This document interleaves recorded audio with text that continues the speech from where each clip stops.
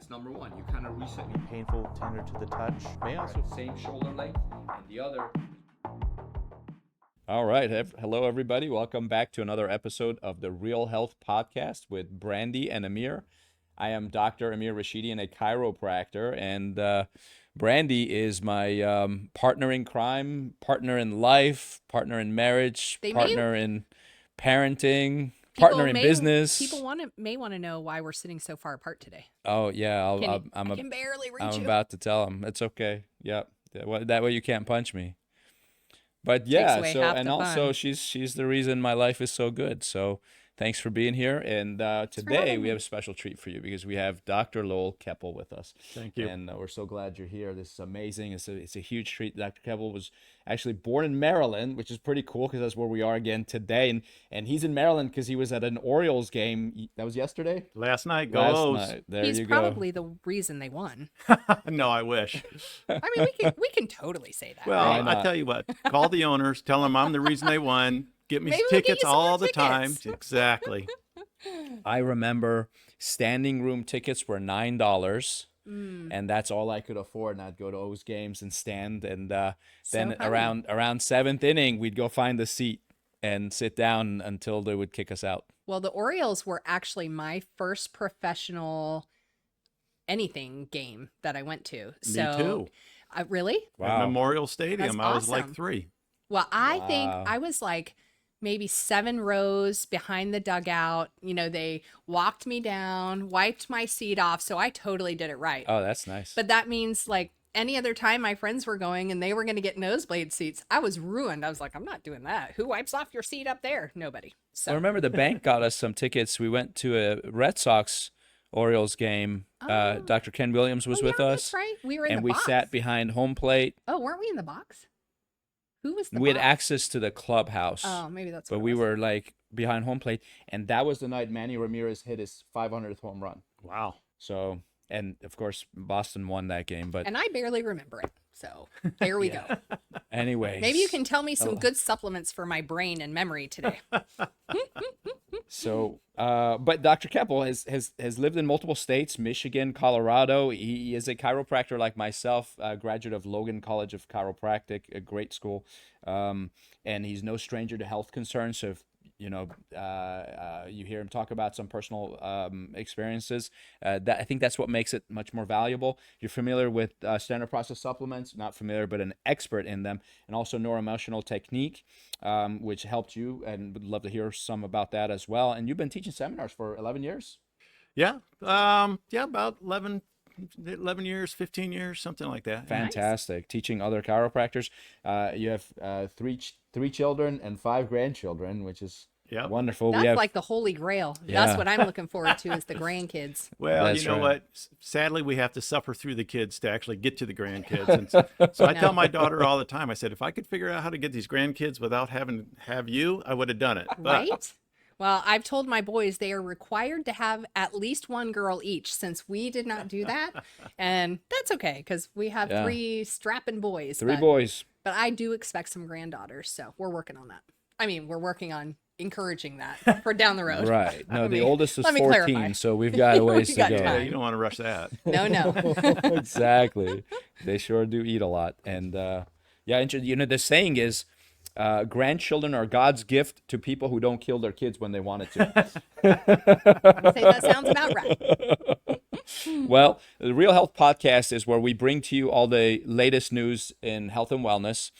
We summarize it for you. We tell you what it should mean to your life and how to apply it to your life. We give you the wellness perspective, the natural perspective, or you could call it the chiropractic perspective on that information. And then the purpose of us doing this is so we can help you feel better, get stronger, live longer, and feel younger. And for that reason and purpose, let's get started. Can I say something? There was a comment I had to giggle at, Sean. I don't know if you saw this, but we were talking about sunscreens and how some of the chemicals in some of the mainstream sunscreens are not great for you and are carcinogenic or endocrine system disruptors. And a comment said, of course, a chiropractor is the one, giving out this information. I'm like, we're reading it and giving our opinion, but it's fact. Like, it's fact. like the sunscreens aren't great. So I'm not making up this data. We're actually just reporting on the reporting of this data. So, and if the chiropractors are the only ones willing to pass on this information, I say, good job, so be it. Yeah. Because Amen. nobody else is telling you that. So one of us has to. Exactly. All right. But yeah, we get a lot of backlash on, oh yeah, you have a chiropractic perspective, which it's true. That's what we do. You can also just call it a health perspective if you want, because that's It's really true. what it is. And bottom line, you look at philosophically speaking, you've got one philosophy that says the human body is decaying, it's flawed, it's going to fall apart, it's going to get sick, it's going to die. And I can't prove they're wrong, because that's what's happening to a lot of people. But then the other philosophy, which is what we subscribe to, is that it was created to be self-healing, self-regulating. It is designed to produce the enzymes, chemicals, hormones that your body needs, and we need to support that. So the philosophy is completely opposite. Yeah. Yeah. And one actually forces us to take responsibility for our health, while the other one goes, life just happens, right? And so you get to choose that. I just get to choose that I don't want what everybody else has. I want something different, So I don't know about you guys, but Along the same lines, everybody wants to blame genetics for it as well. 100%. And I got this article from the University of Alberta, Canada, I believe from 2019, where he said your genetics play less than 10% of your overall health. It's your lifestyle. Yeah, Wow. 100%, because it really lends itself to the whole epigenetics study, which so few people have ever dove into. And they're like, what's epigenetics? Just Google it. You're actually going to see that it's the information that's coming in that your brain is getting from, food you're taking in, from your environment, from toxicity, from mental and emotional stress that's not handled well, because we know stress is not, it's not the bad guy, it's our response to stress, right? So all of those Read things my are book. Here's a great, lots of research. But that's what's turning those bad genes on and off. In the right? early 90s, I was a student at George Washington University, and our biology professor was on the Human Genome Project. And their idea was that if we map every gene, we'll be able to create a drug for every disease known to man. Oh, yay. And it took them, over 10 years to finally finish the project, millions of dollars. At the end of it, all they could say was, we're all pretty much genetically the same. If we're 99.9% the same as a chimpanzee, how different are we from each other? That's one. The second thing was there's 20,000 genomes, and there's 100,000 expressions of those Right. genes, which means you can't predict how a gene's going to express itself. Well, how many times do when we're out in public and there's tons of people around, I look around and I'm like, we're so much the same, but look at how vastly different we look. That's right. Right? Like you and I, very similar genetically, Right. look nothing alike. I mean, maybe in 20 years, because they say the longer you're married, the more We start to look like you each start other. to look yeah. alike, just like you and begin to and look we like start to your look like our animals. dog too. Maybe you. No. Actually, our son, now that he has a man perm. Yeah, they he- both have the same hair. Our Yeah. dog and our son have the same hair. All right. Okay. What do we jump in? Digging into real health. First article is from Healthline. It says study finds teeth cleaning can help prevent AFib recurrence, atrial fibrillation. So all of you getting regular dental visits, you need to go ahead and pat yourself on the back. Yeah, good Good job. job.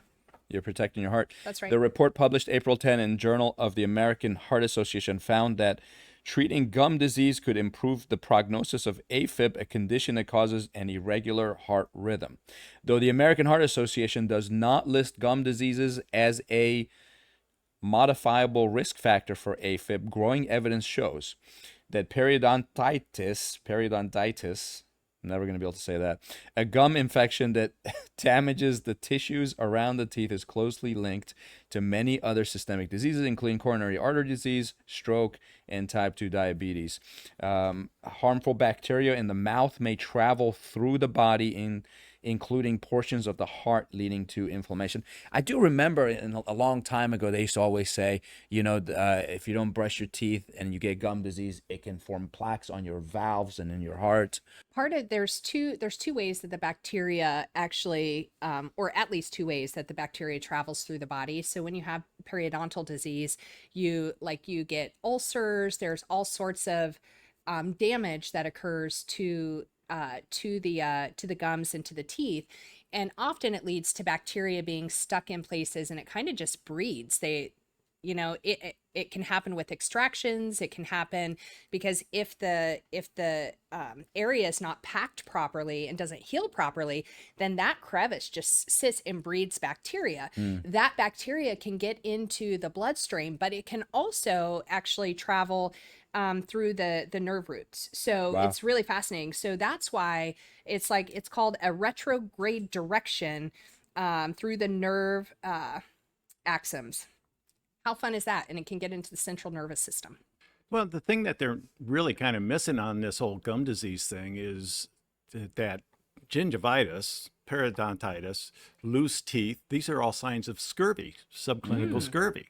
Wow. And one of the ways that we can see that as a chiropractor is we can look inside somebody's mouth, and when they have those red, bright, puffy gums, that's a sign of subclinical scurvy. Okay. Wow. And we haven't heard that word scurvy since we all watched Pirates of the Caribbean. Exactly. You know what I mean? So that's Sure. fascinating. Well, and that's because they don't want to recognize that. But there was a doctor back in the early 1900s who did a research in Boston school kids, and he found that the kids that had the cavities had more childhood diseases Wow. than the kids who didn't have cavities. And so they have known since the early 1900s how mouth health, teeth health, gum health is all related to your overall health. Okay.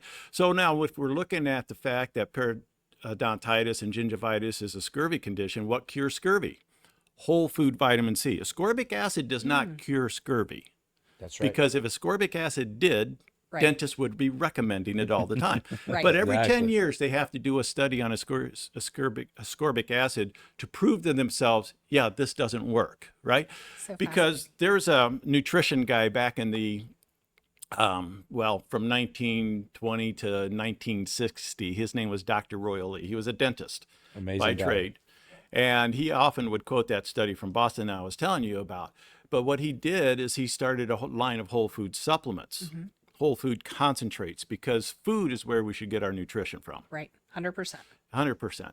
And so he talked about whole food vitamin C. He said ascorbic acid is the bulkiest part of the vitamin C complex, but it's the least important part. Wow.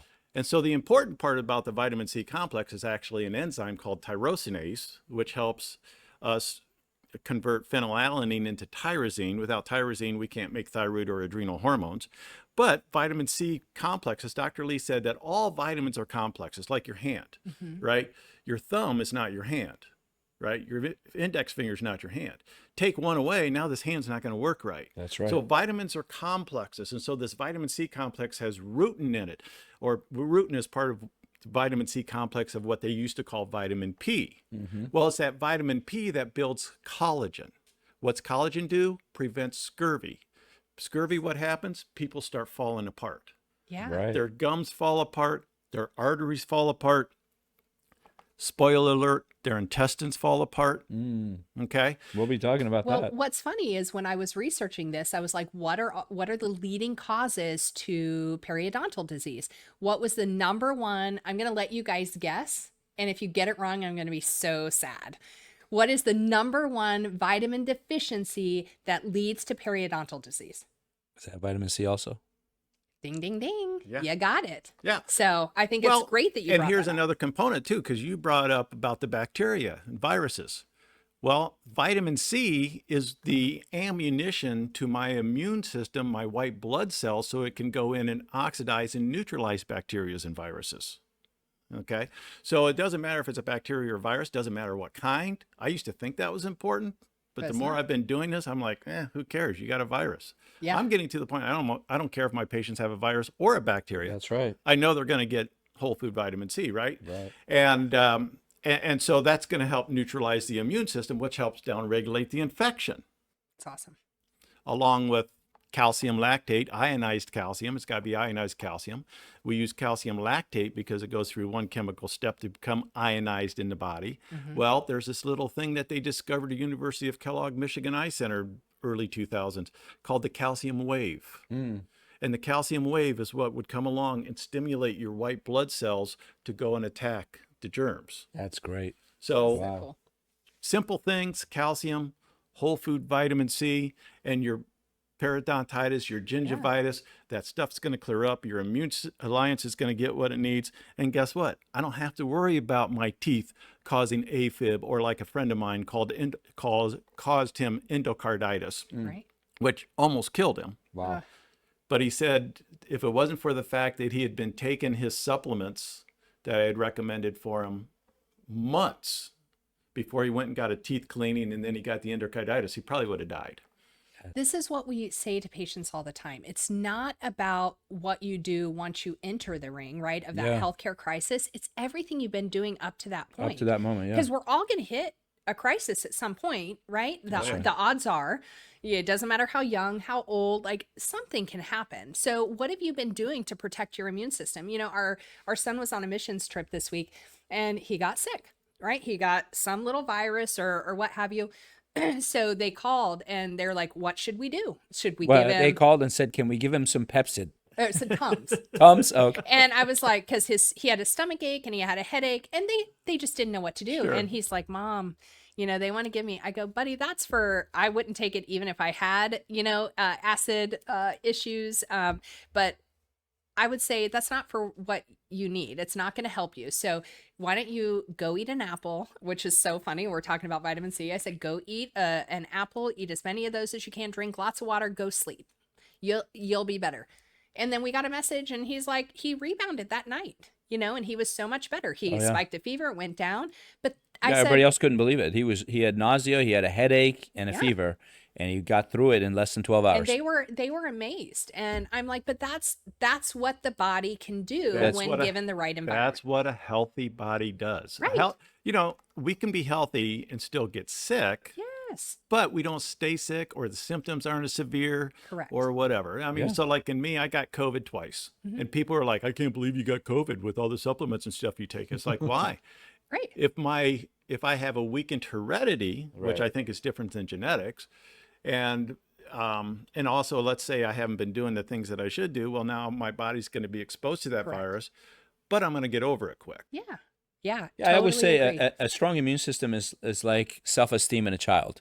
Doesn't mean that child's never going to get depressed. Doesn't mean that child's never going to get angry, never going to get upset. Never gonna They get just their get through feelings it hurt. faster and Yeah. better. Right. And we 100%. get through things faster and better when we keep our bodies healthy. We talk about it But all the time. Now, I know what our audience is thinking, because two things. I know that I read your mind right now. You're thinking, number one, you're thinking, but I take ascorbic acid in the form of, you know, emergency or some of those things, and it helps me get over my cold and flu.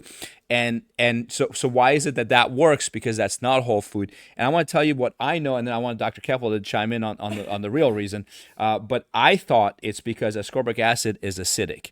And when you acidify the body, you reduce mucus production, which gives you a sense that you think you're better because you're not producing as much mucus. Does that sound about right? That's absolutely 100% right.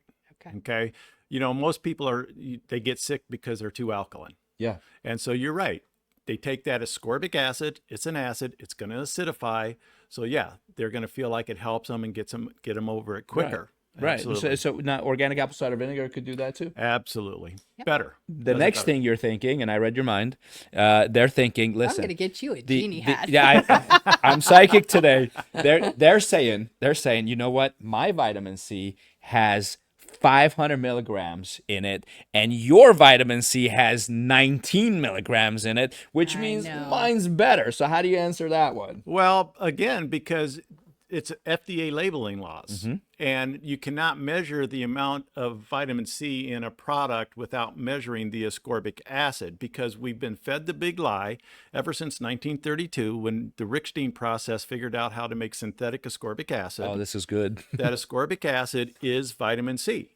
And it's just not. Okay. And so when you look at a product, like I use Standard Processed Products, because they've got a farm in Wisconsin where they organically grow stuff, right? 80% of what's in their products, they grow on their farm. Okay.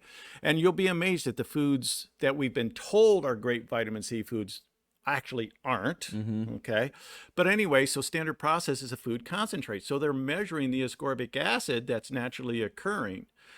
And so that's why it's a low dose. But what we recommend to our patients in the whole food supplement is we're going to get all of those other complexes to help do the different jobs that the body's looking for them to do. Right.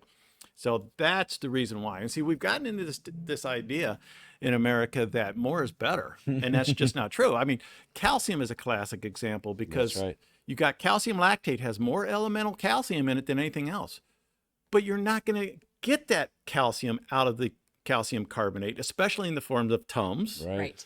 because you have to have an acid environment in your stomach. Right. Okay. Well, calcium lactate goes through one chemical step to become ionized in the body. So I tell people it's like this, okay? Let's say I give you 10 million pesos and I send you to the store. What are you going to buy? I just gave you 10 million pesos because I'm not nice a guy. What are you going to buy? Probably not much. Can I get an apple with that? You're not going to get an apple because you're going to walk up with the apple to the cash register and you're going to hand them your 10 million And they're gonna be pesos like, and they're "What's going to, what's this? You got a credit card or something, you know? But if I give you $10 American US dollars, you We could can go actually right in. maybe buy an apple, maybe, Today with It's iffy. inflation, yeah. right? And so that's the way the body is with this whole calcium thing, okay? And it's that way with synthetic vitamins too. When I take a synthetic vitamin, I've got to pull over here to try to utilize it. And the body doesn't like that. So you can actually create a bigger deficiency going on. Gotcha. And you excrete a lot of what's in the synthetic. Yeah, because right? your body's body not going to can't use it because it's like, what do you want me to do with this? Yeah, I have Oh, no idea what this is. You want me to take this calcium carbonate? Okay, let me give you a kidney stone then. That's right. Right? That's exactly right. Kidney stones or calcium. Calcium carbonate can cause that. Coming back to the article about AFib, it says many studies have shown a link between size of left atrium, presence of obstructive sleep apnea, frequency of atrial fibrillation, episodes of baseline, and gender. But now we should consider gum health as a modifiable risk factor. This is Bradley Serwer, medical doctor and interventional cardiologist and chief medical officer at Vital Solution. And so when it comes to AFib, you mentioned vitamin B. Let's expand on that a bit. Yeah, sure, absolutely. Okay, so the heart beats because it gets an electrical impulse. And there's a couple of things that help control that electrical impulse, if you will. One's through the vagus nerve, 10th cranial nerve, right? Right. Well, when that vagus nerve can become paralyzed if it doesn't have enough potassium. So potassium helps regulate the timing mechanism of the heart. Okay. Interesting. So potassium can be very important. Generally, we use a potassium, again, in a food product like organically bound minerals, or a great one called Easy Mag, which is made out of Swiss chard and buckwheat, because I know everybody out there eating that, right? Yeah, Every everybody day. has that in their pantry. Everybody's chowing down on that stuff. And so it's got these different minerals in it, magnesium, but potassium, to help affect the timing mechanism of the heart. But you brought up vitamin B. And again, it's the natural vitamin B. In nature, the B vitamins are all there together. So where do we get our B vitamins from? We get them from the bran and the germ of the grains. Well, who's getting those? Nobody. I don't think anybody. Nobody's getting them because, first of all, if you're coming to an office like ours, what's one of the first things we say? Stop all gluten. Okay, well, there's now eliminates the grains. Right. And if they are eating grains, they're eating commercially processed grains, Wow. which destroy the B vitamins and the E vitamins and the different things in there. That's why some companies, I'll not name any, big companies will add in 8 essential vitamins. But there's one that they can't add in, and it's called vitamin B4, which if you Google it, because it sounds like your people Google, I'm pretty sure they do. if you Google B4, you're not going to find anything on it. Well, it used to be a vitamin, but it lost its designation as a vitamin. That's why you have to be a geek and get a 1927 biochemistry book, Oh, very cool. which talks about the anti-paralysis vitamin, Wow. which was vitamin B4. And then there was a Dr. Vera Reeder from Oxford who did a lot of research on this anti-paralysis vitamin, vitamin B4. And you can only get it from a nature source. Okay. So, and the B4 fraction of this B vitamin complex helps regulate the heart and the heart rhythm. Okay. Fascinating. So, That's so good. and again, this is why heart disease is #1 killer in America after 100 years, because we aren't giving people the B vitamins. Mass milling of our grains started back in the 1930s and 40s. Earlier than that, as a matter of fact, if you really want to get geeky on a history lesson, 1906, the United States passed the Pure Food and Drug Act. And the guy behind it was Dr. Harvey Wiley. Okay. And he would actually shut down Coke and Pepsi and General Mills for transporting adulterated foods, as they called them, across state lines. That was illegal. Wow. Well, come 1913, those companies had enough of Harvey Wiley, so they got him kicked out. Wow. Okay, and then that eventually became the FDA. But anyway, so we've been We love the FDA. They're our best friends. always watching out for us. They got our back. They are. It's so nice. They're So, great. so we've had this mass milling of these grains for decades on end. So people aren't getting the nutrients that they need. And so now we're faced with all these health things. I mean, Well, not to mention, they're not even naturally producing these products anymore, right? Which is where our gluten issue is coming in, is Correct. because of the GMOs and all of that. And Well- they've created a product that our body doesn't even recognize anymore. right, and using, the Roundup on the crops to try to, and that's the whole, gut connection, that gluten tears up the gut, and that.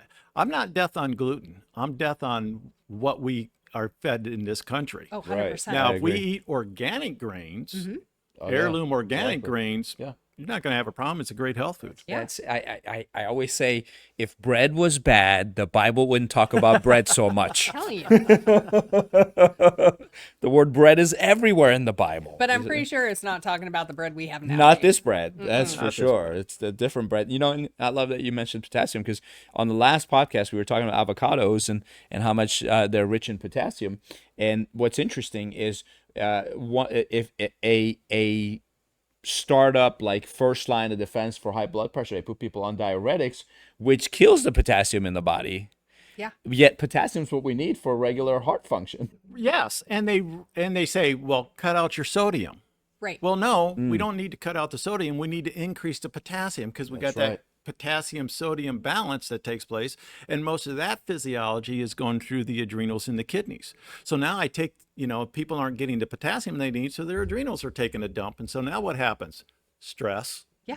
right? They don't react to stress. Anything's a stressor. Oh, I mean, yeah, I when- remember when my grandmother was at the tail end of her days, and some of the heart meds that they had her on had just screwed up her electrolyte balance in her body so much that she was so sick from that, right? How many people are on all of these different meds, which if you have more than one doctor, they probably don't even know what you're on. And so there's all of these different meds that they're putting them on that are doing different things, right? And not at all allowing their body to function the way it's supposed to. So it's very sad when we see that. So coming back to the AFib thing, AFib is a big diagnosis these days. It is. And it's really a nutritional deficiency. It's an electrical problem with the heart. And we know how to take care of that in the natural world. Right. And also from a chiropractic aspect, we're going to adjust T1, T2 on their spines primarily, because the nerve flow from there goes to the heart. And so there's just no reason for people to have AFib when we start getting the right nutrition. That's right. That's right. Agreed. I have one patient, and so we depend a lot on X-ray, and certainly the T1, T2, and vagus nerve can get affected with upper cervical misalignments. So her sacral, her atlas plane line is like 35 degrees, and we want that down to below 28. 14 is ideal. And so I started adjusting that into flexion, and that finally, because she's been on the Cataplex B core and doing all the right things, and it was working, but it would work intermittently. Suddenly we changed that alignment of the atlas in the upper neck, and that kind of took her the rest of the way. Well, So see, cool. you brought up a good point. We're off topic right now. No problem. We won't tell our viewers. But Actually- you brought up a really good point, and that is when I changed how I was adjusting her, Yeah. now she started getting stabilization in that T1, Right. and any heart symptoms that she had was clearing up, even though she was on the B core. This is a two-way street. Absolutely. This is so important. All right. So that's one of my missions. as I'm traveling around the country speaking, is trying to get chiropractors to understand that the patient body can, as Dr. Royal Lee said, you can't make something out of nothing. We cannot adjust a malnourished patient and expect them to hold their adjustment. Yeah, It's I just agree. not going to happen because we have the what we call the visceral somatoreflex, Right. right? Right. And so, offices like yours, like mine, where we're doing the chiropractic with the nutrition, is now going to enhance our results with the patient, get our chiropractic adjustments to stabilize Right. that subluxation, so patients get better, faster results. Yeah. And then in your case, you've added the neuroemotional technique, right? Oh, yeah. Which because we know that stress comes in three forms. You've got thoughts, traumas, and toxins, or psycho-emotional and biochemical, and then physical. And That's really good. Did you come up with that, or did some guy in 1800, early 1900s come up with that? That's right. The Yeah. father of chiropractic? That's right. BJ and We've had DD some Palmer. good teachers. That's Yep. right. Yep. Yep. Well ahead of their time, that's for sure. Absolutely. So now, this and I'd like to hear about the neuroemotional technique in a bit. The researchers in this article evaluated 288 individuals in Japan who were being treated for AFib with a they call this minimally invasive procedure called catheter ablation. In radiofrequency catheter ablation, a physician uses a small catheter to heat parts of the heart tissue that are linked to cause AFib. The study was conducted from April 1, 2020 to July 31, 2022. Of the group, 92 underwent radiofrequency catheter ablation along with treatment for gum inflammation. The other 191 participants also received the ablation procedure but did not have their gum inflammation treated. The researchers followed up 1, 3, 6, 9, and 12 months after each patient's ablation, and then every 6 months. Over the course of the study, 24% of the participants experienced AFib recurrence. Those who had severe gum inflammation but had it treated were 61% less likely to experience AFib, again compared to those with severe gum inflammation that did not have it treated. The research team also found that in general, people who experienced AFib recurrence were more likely to have more severe gum disease. The biggest risk factors for AFib recurrence included having gum disease, being female, and experiencing irregular heartbeat for over 2 years. Yeah, it's a shame they didn't also take into account in this study vitamin C deficiencies, right? Maybe if they had done that. That's what bothers me. And I liked in I think it was in the avocado article, it said no single food is a cause or cure to anything. Yeah. It's always a combination of things that you do. So Yeah, I giggle sometimes at what they allow other people to say about their profession and how things are linked, but we have to be so guarded, in how we talk about health and correlations. So, Well, you said something that I found really interesting right there, and that is, I can't remember exactly how you said it, but basically, no single food, right? Well, this is what these guys in the 1930s and 40s figured out, is that vitamins from different food sources had different functions in the body. oh, that's very good. I love Okay. that. And this is why, coming back to standard process, going to sound like a commercial for them. That's fine You're with welcome. me. They owe us. you're welcome, Standard. Send us some money. Yeah, or at least free product. Right. We'll take that. Anyway, what they found out was vitamin A from beef kidney fat had a different function in it than vitamin A from fish oil. Oh, that is so good. Okay. Wow. Yeah. And vitamin C from mushrooms, mushrooms had vitamin C in it. It's actually a high source of this tyrosinase stuff. It had a different function in it than the vitamin C from buckwheat, than the vitamin C from some other food sources. And this is why when you look at the standard process products in this Dr. Royal Lee that formulated these things, majority of them in the 40s and 50s, 60s, that you look at the vitamin C and it had raw bone in it. Oh, well, there's vitamin C factors in that, and mushrooms and buckwheat and, on down the line. And that's why you see a list of all these foods. Right. That's amazing. And I typically don't eat raw veal bone. So it's good to take in a supplement. Yes, you don't, because I'm not prepping that for you. Now, don't in know. Iran, we used to break the veal bone and get the marrow out and eat it. And it actually tastes really good. Yeah, remember I had a traumatic experience as a child when one of my best friend's sisters, she had like 4 sisters. We'd go over there Sunday after church for lunch, and whenever we'd have fried chicken, she would always eat it clean off the bone, break the bone in half, and suck the marrow out. And I was always so put off by that. So to this day, I don't eat chicken on a bone. In Iran, we would grill liver. Yeah. And it was actually good. We'd grill chicken heart and eat that on skewers. And we also ate brain. You sure did. Calf brain. Yep, I think I'll stick with what's in the pill. Thank you very much. But that might be why my brain is the way it is. Why it's so Because great? I ate cow brain. You have a great brain. Thank you. You're welcome. You have to say that. Not really. All right. I think we're good with this article. You guys think we beat this one? Well, all right. Our next article is going to lead to some more additional great conversations because we're going to talk about not unprocessed foods, which I said accidentally when we were talking earlier, but ultra processed foods. So how bad are they? What do you think? Ultra processed. Just doesn't the word ultra makes it sound like it's fantastic, right? I love how we add these words to things. Oh yeah, it's like ultra pasteurized milk. Yeah, everybody's like, woo, it's more. It's not just pasteurized. More it's doesn't ultra mean better, pasteurized. people. So in the mid-1990s, Carlos Monteiro, a nutritional epidemiologist in Brazil, noticed something alarming. Obesity rates among children in his country were rising rapidly. To understand why, he and his colleagues at the University of Sao Paulo scrutinized data on the food buying patterns of the Brazilian households to see if they had changed in recent years. The researchers found that people were purchasing less sugar, salt, cooking oils, and staples like rice and beans, and more processed foods like sodas, sausages, instant noodles, packaged breads, and cookies were being purchased.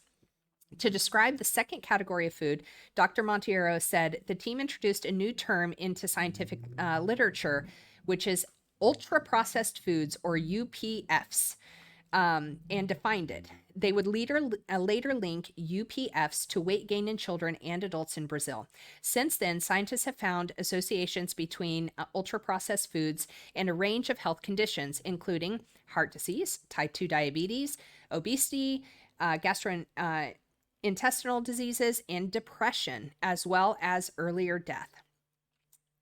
That is some scary stuff. Mm-hmm. But you know what, FDA? Let's just keep doing it. Why not? It's definitely creating a whole bunch of additional income for our pharmaceutical companies. We might not have a podcast if it wasn't for the FDA. Yeah, that's true. I'm sure there's another organization that's not doing things right. So, there is a way to get out of the limelight. And that's just to do better. FDA, do better. You're not doing well.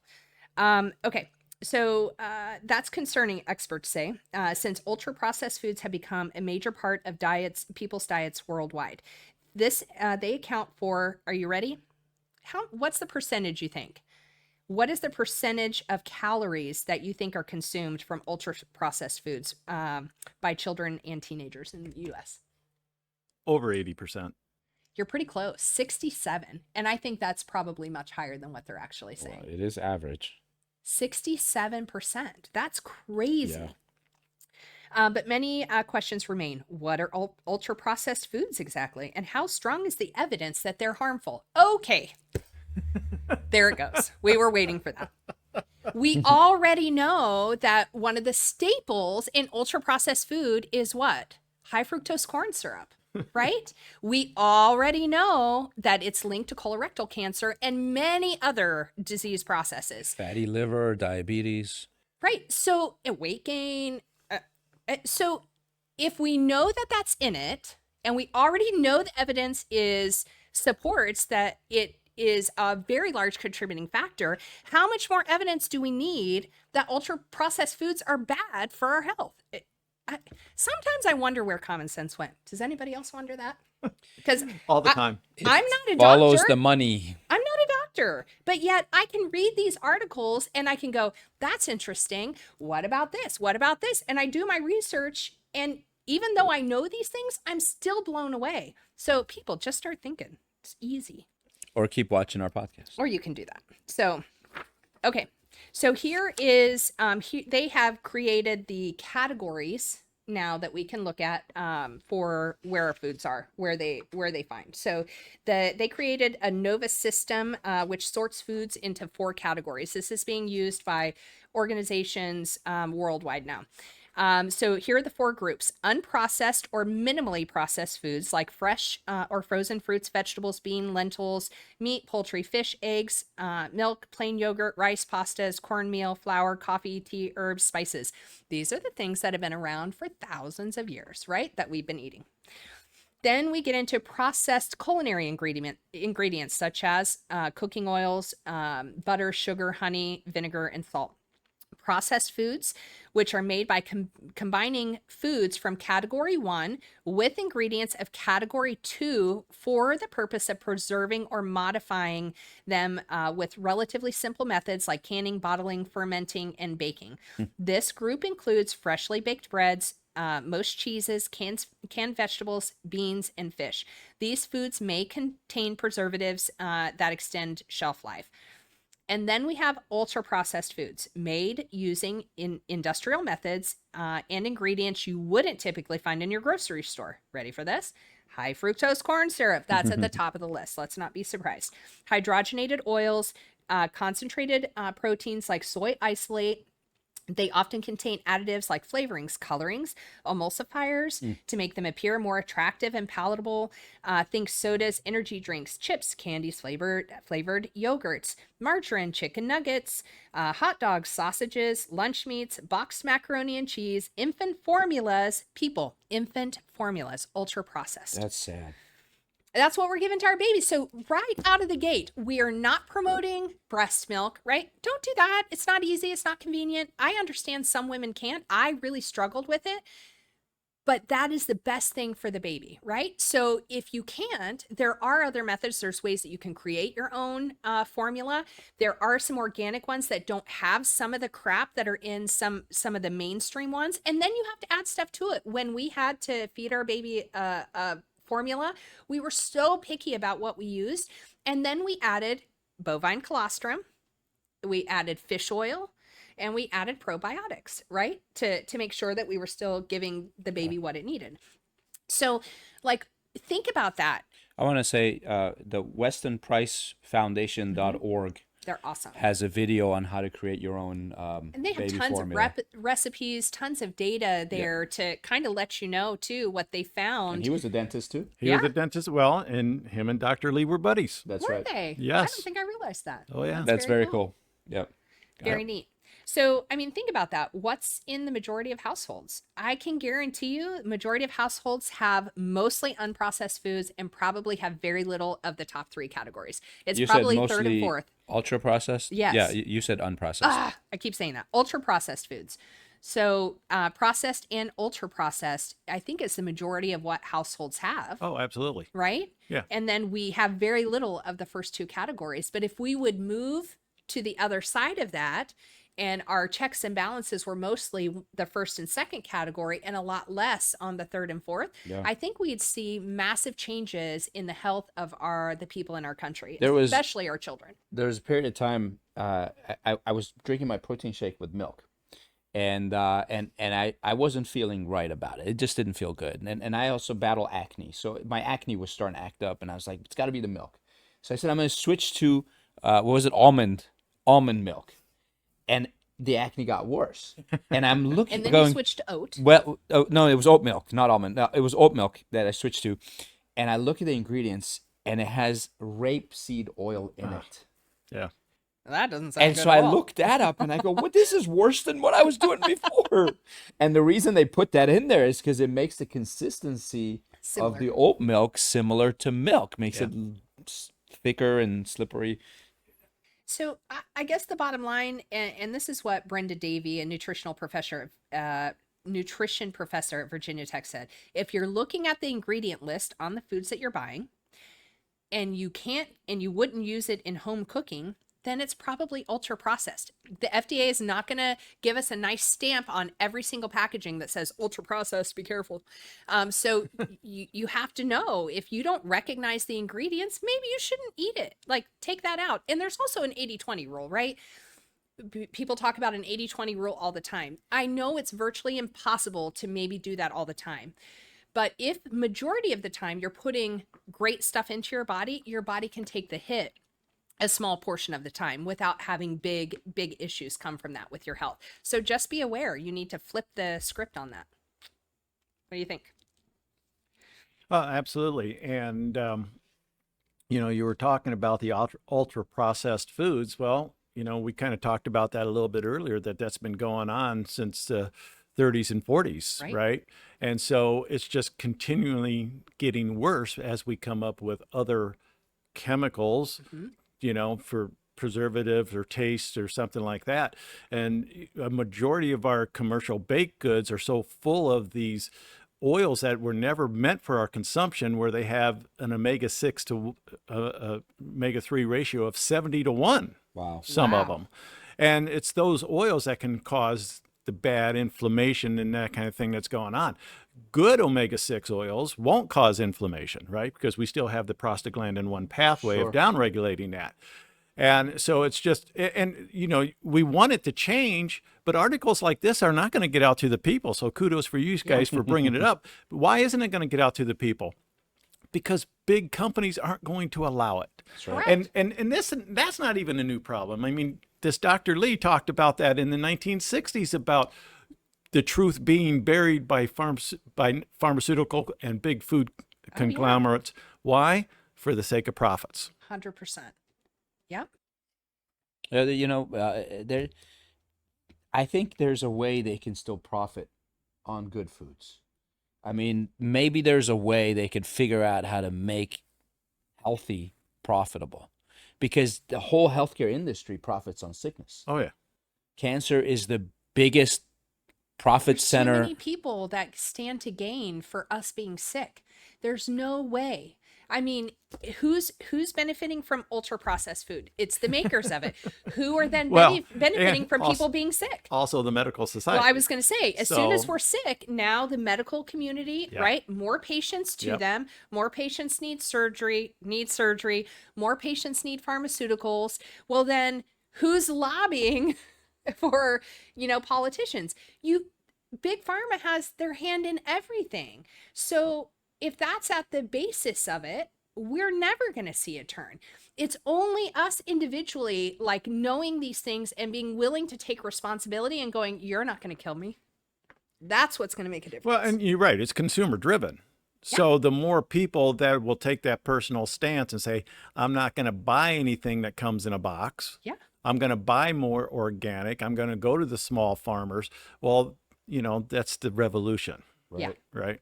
Yeah. And it's going to start small, and it's starting. You see pockets of it all over the country. Yep. Some people get it. One of the things that happened out of this whole COVID pandemic thing was that more and more people start to not trust what they hear in media. Yes. Yeah. And in a way that was good. And the other good thing that came out of it was they declared chiropractic essential. Yeah, that was great. Well, don't worry. Still in this article, we're still asking the question, are ultra processed foods harmful? Without a doubt. That's a no-brainer. We've been seeing it for decades. Okay, like I said about that article, it's not our genetics, it's our lifestyle. Yeah. And Dr. Lee talked about this thing called heredity malnutrition. We're passing on weakened tissues, not necessarily genetics, but we're passing on weakened tissue with every generation of malnutrition. And there was this Dr. Davidson from Winnipeg, Canada, who took a line of rats. Okay. And he gave them a known carcinogen, and then he would feed them lousy food. Well, after several generations, all the rats were dying from cancer. Yeah. That same genetic line, he took away the carcinogen, started feeding them good rat food, and after several generations, no signs of cancer. All the rats were living good, long, healthy rat lives. And this was back in the 40s. There was a study that was done that, and correct me, because you're better at the stats. I didn't think about this until right now. But there was a study done that what a woman eats when she's pregnant affects 7 generations of her offspring. Well, I wish I could find this again, but years and years ago, Nova, PBS Nova show did a thing called Ghosts in Your Genes, where they took identical twins and they said, why did this twin get autism and this twin didn't? Why did this twin get cancer and this twin didn't? And they started looking at these different things. Well, I think it was Finland that actually kept very detailed records of births and harvests. And they could actually trace back to when a grandfather was a kid and they had a big harvest and how that infected his health, but impacted the health of his grandchildren. So cool. Wow. So along that same kind of lines. And that video was fantastic. I don't know, you got to be able to track it down somewhere, but And Well, our mitochondria come from our mother, because the egg has mom's mitochondria in it. Mitochondria is the powerhouse of every cell in your body. The sperm only has genetic material, doesn't have mitochondria. So technically, saying. we're all related to our mother more than our. But you're saying during pregnancy, eating Yes. during, so the after fertilization. I understand that, but probably even before fertilization. I'm sure. prior to that, because these birth defects for folic acid, B12, neural tube defects, and that kind of stuff, cleft palate, the mother has to be rich in that folic acid B6 months before she gets pregnant. To start taking it after you're pregnant couldn't be too late in a lot of That's cases. right. So, That's right. ladies, what you're doing right now is going to affect the children you're going to have in the next year, 2 years, 3 years. Yeah. Yeah. It's And- huge. mention that folic acid again, because there's this whole line of vitamins for prenatal and so on. Yeah, And most prenatal vitamins are pure crap, and That's right. and there's articles that show that. And when you read articles about vitamins, I don't want to say nutrition because it's not, but when you read articles about vitamins today, they will almost always tell you, well, it didn't really do anything, but take it because it's a form of insurance. Who buys insurance when the dealer's showing an ace up at the blackjack table? That's right. It's a sucker bet. That's right. Right? Exactly. And so taking these man-made chemical vitamins, which 90% of them are on the market, and expecting that to do something beneficial for Right. your long-term health and the health of your kids, forget about it. And then to give your kid a gummy, well, you were talking know. about sugar, Oh my I know, it drives me gosh, talking nuts. about ultra-processed. We literally have patients who have been on our whole food line, standard process or whatever, and then they get pregnant and they come in, they go, Doc, I stopped taking that because I'm pregnant. I switched to a prenatal. And Imuplex is one of the best prenatals ever. Oh, very Imuplex interesting. is a Awesome. great prenatal. Absolutely. I'll keep that in mind. So awesome. Imuplex, and then you throw in some niacinamide B6, or I'm sorry, folic acid B12, but there's some in the Imuplex anyway. But the other thing that's hugely important for these women that are pregnant is wheat germ oil, because wheat germ oil will help them carry that baby to term. Oh, that's awesome. Husband-wife chiropractor in my area kept losing babies, losing their pregnancy. And when they came in, I said, well, you're taking wheat germ oil, aren't you? She goes, no, why? And that's when I realized, okay, to me, this is very fundamental, but people don't know it. Well, we got her taking the wheat germ oil, and guess what? They got a beautiful little baby boy now who's about 2. That's awesome. Okay, Now- ladies. Wheat Pay germ attention to oil that. has natural vitamin E in it. Is that's where it's I remember that because there was a study I cited in my book where they had athletes take synthetic vitamins, and the title article said vitamins are less than useful. Yeah. And they said they're less than useful. Not only are they not useful, they're less than useful because they stop cell apoptosis, or cell suicide, which promotes cancer. So they were like, these vitamins that people are taking is going to promote cancer. Then there was another study where they go, oh no, taking vitamin E, and turns out it wasn't true vitamin E, it was wheat germ oil. Taking vitamin E increases your stamina and endurance in athletic activity. And I put both articles side by side. I go, why does this one say it causes cancer? And this one says it promotes endurance, athletic ability. And the reason is they are testing two separate things. This vitamin E is synthetic. This one is wheat germ oil coming from a natural source. Yeah, if you're an athlete, you want to improve your performance, wheat germ oil is the way to go because it also has octacosanol in there, which helps your body utilize oxygen more efficiently. So it's great for sprinters and that kind of thing. Ooh, we should test that with our cows this next season. Not our cows, but the Frederick flying cows. I've adopted them, so they are my little They cows. are your cows. So Frederick has a professional basketball team with the TBL, and they're called the Nice. Frederick Flying Cows. Nice. We are their official chiropractors. Oh, awesome. It's very fun. And It's- I've it's kind of been great. become their team mom. Yeah, So. get them on the wheat germ oil, boy. I tell you what, That's great. We will do that. It'll do great things for I them. love that. You know, absolutely. Well, I think this is a good time to stop. We've been talking, and it's been a great conversation. I certainly don't want to stop. Do you? I know. It's been amazing. It's been a lot of fun. We've learned a lot. I really thought you knew everything, but apparently you don't know everything. But so, Don't anyways, tell anyone. Dr. Keppel, thanks for being here, and we're gonna keep you for another episode. Will you join us for another one? It'd be great. And so everybody, please tune into the next one because we're going to continue this very conversation, and we have more to talk about, more articles. So join us next week, and we are going to continue this exact conversation. God bless.